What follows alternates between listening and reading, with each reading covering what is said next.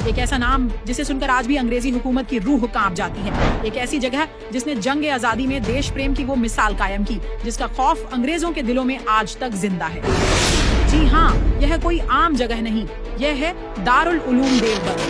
इतिहास गवाह है, जब देश को आजादी की दरकार थी तब इसी इदारे के उलेमाओं ने अपने खून से इस देश की मिट्टी को सींचा था। याद कीजिए रेशमी रुमाल तहरीक को शेखुल हिंद मौलाना महमूद हसन और शेखुल इस्लाम मौलाना हुसैन अहमद मदनी जैसे अजीम उलेमाओं ने अंग्रेजों की ईंट से ईंट बजा दी थी। माल्टा की संगीन जेलों की काल कोठरियां व बर्दाश्त के बाहर की यातनाएं, लेकिन इन उलेमाओं के होठों पर आखिरी सांस तक सिर्फ एक ही नारा था, आजादी। उन्होंने अपनी जान की वो कुर्बानियां दी जिनकी बुनियाद पर आज हमारा आजाद हिंदुस्तान खड़ा है। और आज उसी अजीम मिट्टी पर वो एक बार फिर देशभक्ति का वही सैलाब उमड़ पड़ा।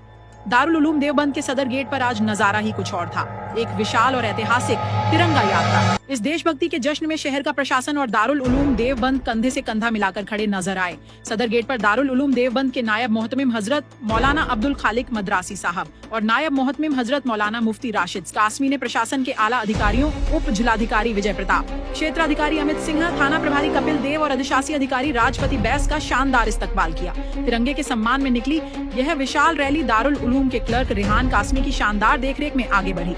इस पूरे हुजूम का, इस पूरे निजाम का ऐसा बेहतरीन प्रबंधन दारुल इकामा के नाजिम हजरत मौलाना मुफ्ती अशरफ अब्बास साहब और दारुल कुरान के सभी असातिज़ा ने संभाला। इन हजारों बच्चों को देखिए, इनके हाथों में लहराता तिरंगा और दिलों में अपने बुजुर्गों का वही जज्बा। आज दारुल उलूम में पढ़ने वाले इन बच्चों ने यह तिरंगा यात्रा निकालकर पूरी दुनिया को एक ही पैगाम दिया है। यह सिर्फ एक रैली नहीं है, यह एक ऐलान है।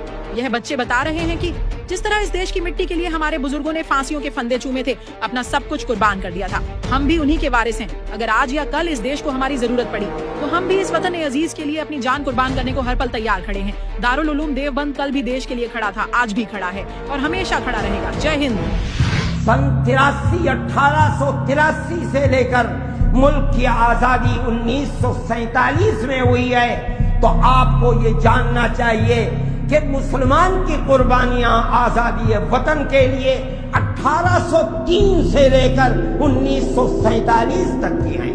वो मुसलमान जिसके आबा व अजदाद ने लाखों की तादाद में 1831 के अंदर आजादी वतन के लिए सैयद अहमद शहीद रहमतुल्लाह अलैहि, शाह इस्माइल शहीद रहमतुल्लाह अलैहि की क़यादत में बालाकोट के मैदान में जामे शहादत नोश किया और फिर 1857 के अंदर दिल्ली और दिल्ली के कुर्बो जवार के अंदर जामे शहादत नोश किया और सन 1947 तक फांसी के तख्तों पर चढ़ते रहे।